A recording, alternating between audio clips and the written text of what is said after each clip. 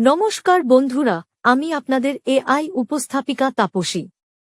রবিবারের সকালে NK Bangla YouTube চ্যানেলে নিয়ে এলাম বিশেষ অনুষ্ঠান সরগরম।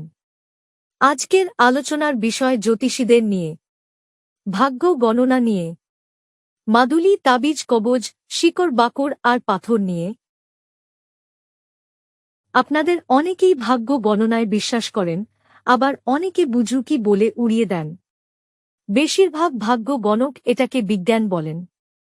মানুষের জীবনে গ্রহ নক্ষত্রের নাকি সরাসরি যোগ আছে, হাতের রেখায় নাকি সবকিছু লেখা থাকে, জন্ম মৃত্যু বিয়ে চাকরি বাকরি সব নাকি হাতের তালুতে আঁকা থাকে। তাহলে ট্রেন, বাস ইত্যাদি দুর্ঘটনায় একসাথে অনেক মানুষ যখন মারা যান, তাদের সবার হাতের আয়ু রেখায় কি এক থাকে?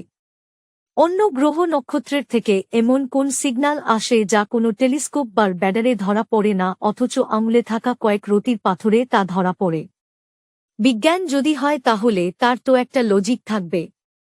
শিকড় বাকড় আমাদের শরীরে অবশ্যই প্রভাব ফেলে, কিন্তু গায়ের সাথে তা সাঁটিয়ে রাখলে তার প্রভাব কতদূর তা পরীক্ষা করে জানানো হয়নি।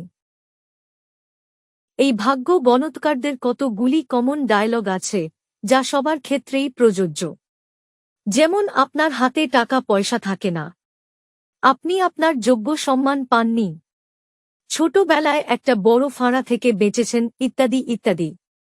এছাড়াও আপনার পোশাক পরিচ্ছদ, চশমার ফ্রেম, শরীরে কত গয়না গাঁটি পরে আছেন, আপনার জুতো ইত্যাদি দেখে আপনার সোশ্যাল স্ট্যাটাস এমনিই বোঝা যায়।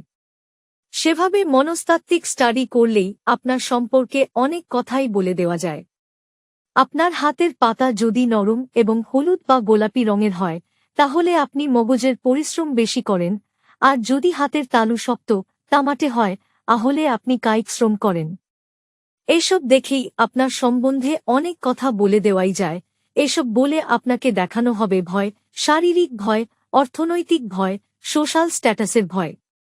এই ভয় পেলেই বিক্রি শুরু হয় শিকড়, মাদুলি, তাবিজ, কবজ আর পাথরের।